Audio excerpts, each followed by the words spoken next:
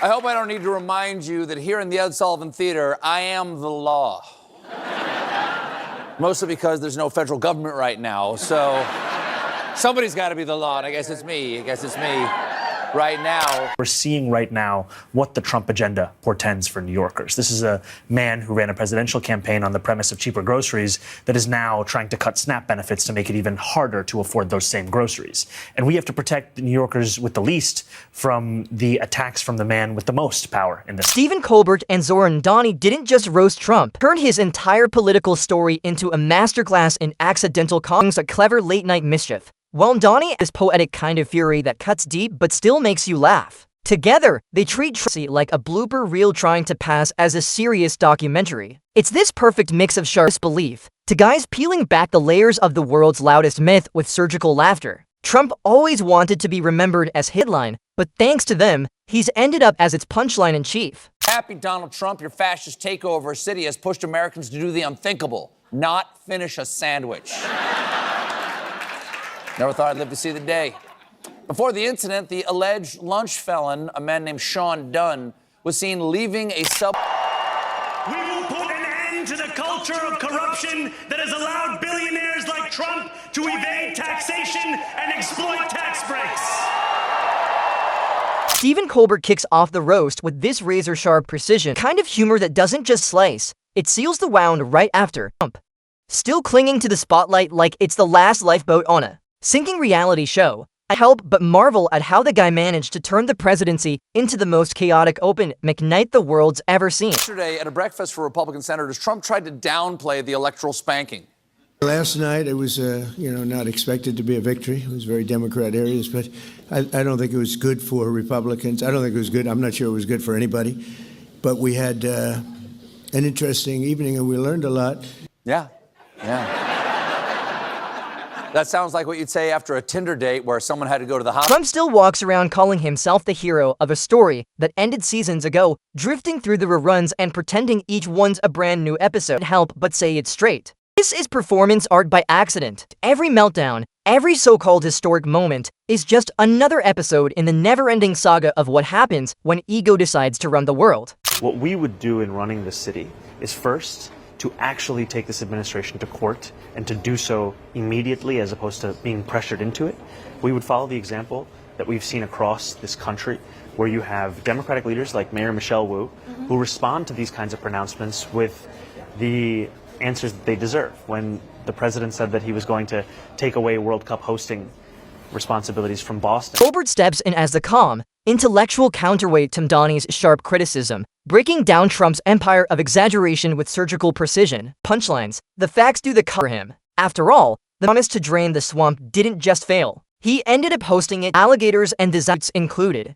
Of course, elections aren't the only things giving Trump the sads. Last month, he lost the Nobel Peace Prize, but yeah, I know, that's very kind of you to seem like you care, but he's got a buddy who's going to fix it for him. I'm talking about FIFA president Gianni Infantino, seen here saying, "This is the ball, please stop." Trump's idea of leadership was never really about serving the people. It was about staging a 4-year photo op with himself permanently in the spotlight. Perfectly. This wasn't, it was narcissism with a press pass. The economy truly booming. It was just up with the same hot air that powered his speeches. America looked great again, sure, only through the flattering lens of a filter. Donald Trump just put out a statement encouraging New Yorkers saying they must vote for Andrew Cuomo.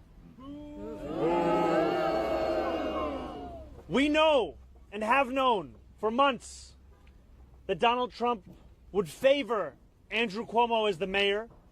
They share the same donors. They share the same small vision.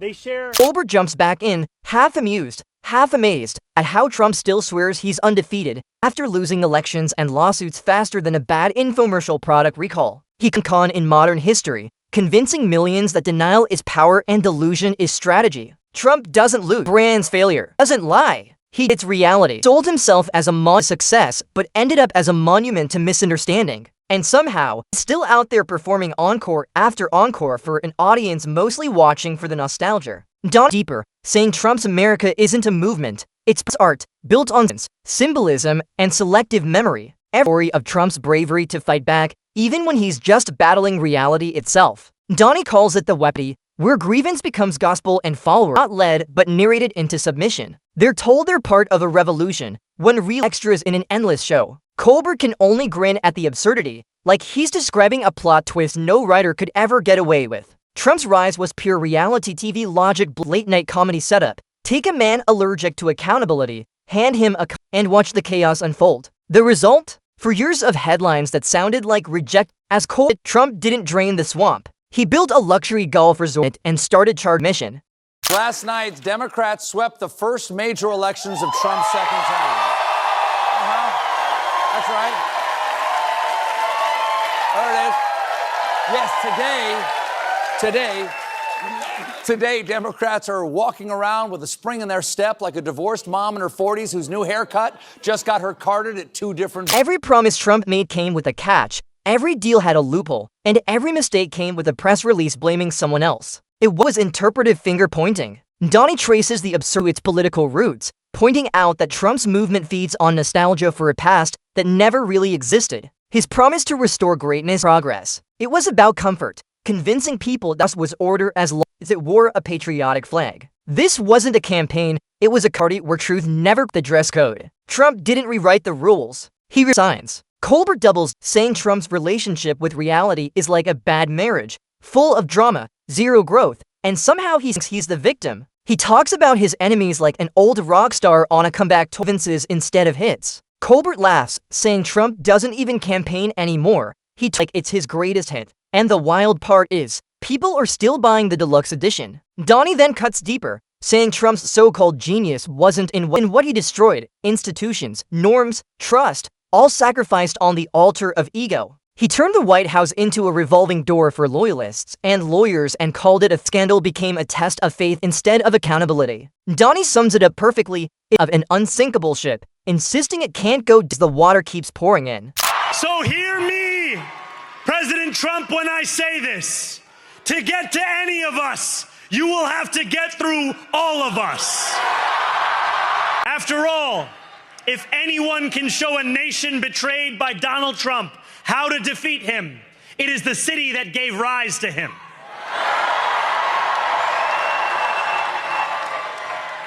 And if there is any way to terrify a despot, it is by dismantling the very conditions that allowed him. Trump supporters didn't just overlook the chaos, they celebrated it, confusing turbulence for leadership. But picture the aftermath. Trump still on stage, still talking long after the band's gone home. He can last guy at karaoke night who refuses to give up the mic. Every rally is just a remix of the same tired tune. Blame, repeat. Colbert calls it the Trump tour. Live from denial. The jokes write themselves. The line never changes. So addicted to applause, rather bomb on stage than ever leave it gracefully. In Trump's world, weakness, truth is negotiable, and loyalty is the only real currency. Mamdani warns that the real danger, Trump says, but in what he normalizes. He turned dysfunction into routine and corruption into confidence. His legacy isn't a wall or a policy culture that mistakes loudness for leadership. Colbert runs with that, imagining Trump pitching himself like a salesman no one wants to hear from. The Trump era, he says,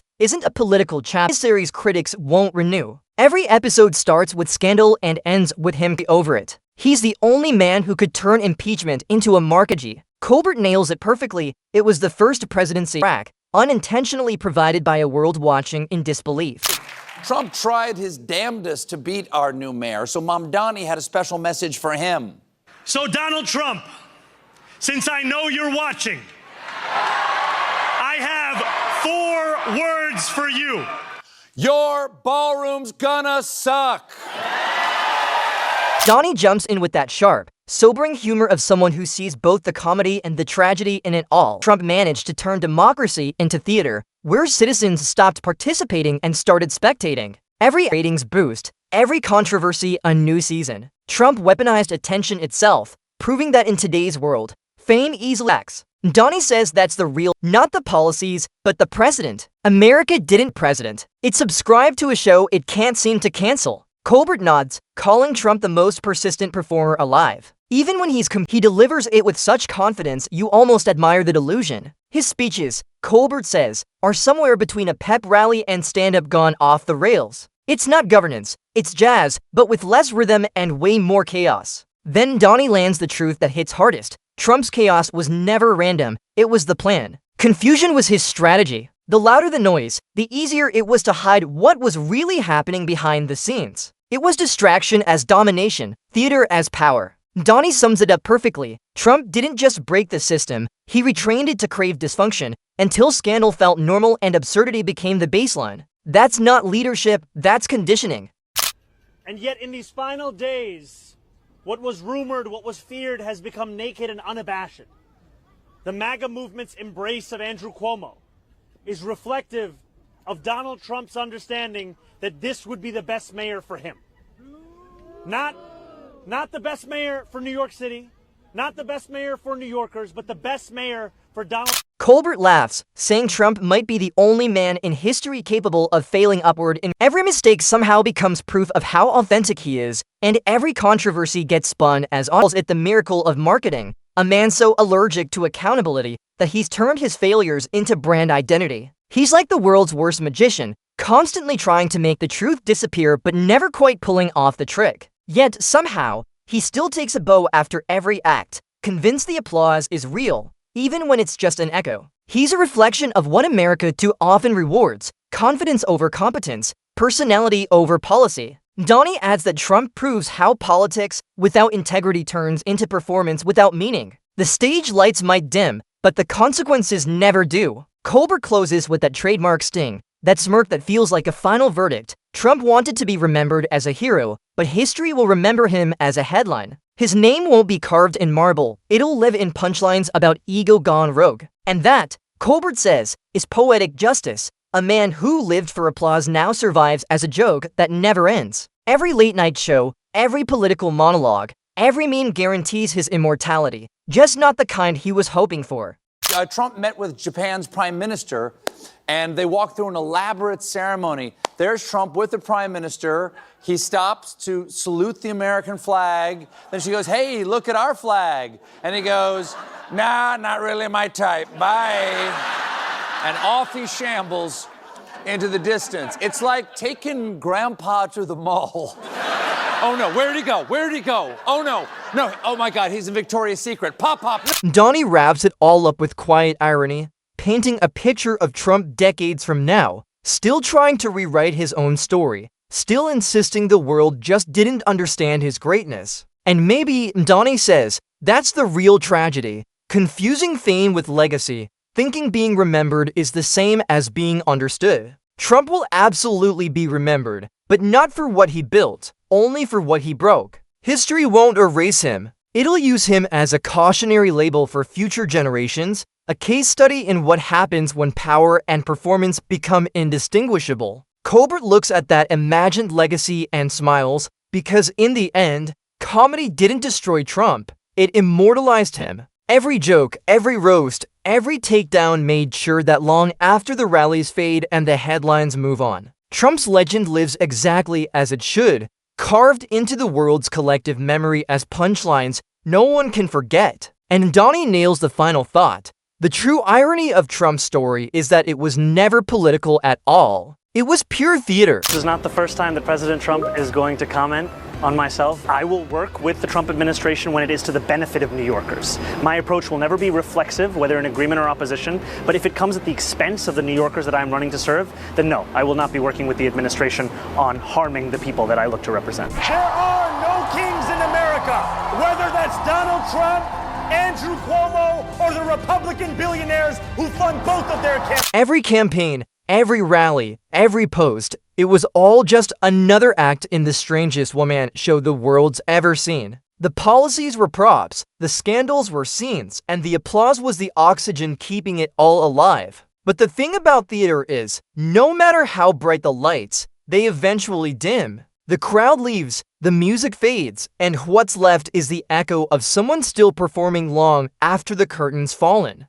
Donnie calls it the ultimate irony. A man who built his entire identity around being adored is now frozen in history, not as a leader, but as a character. The world moved on, but the reruns never stopped. Because history doesn't delete comedy, it archives it for future generations to study, laugh at, and hopefully never repeat. Trump made sure that archive would never close. His story survives not because of greatness, but because the spectacle became a syllabus, a timeless warning disguised as entertainment. Mamdani ends with a small smile and a line that lands like truth dressed as humor. History doesn't applaud. It archives, and in that archive, Trump will stay part punchline, part prophecy, and the perfect proof that ego never really retires. It just keeps campaigning.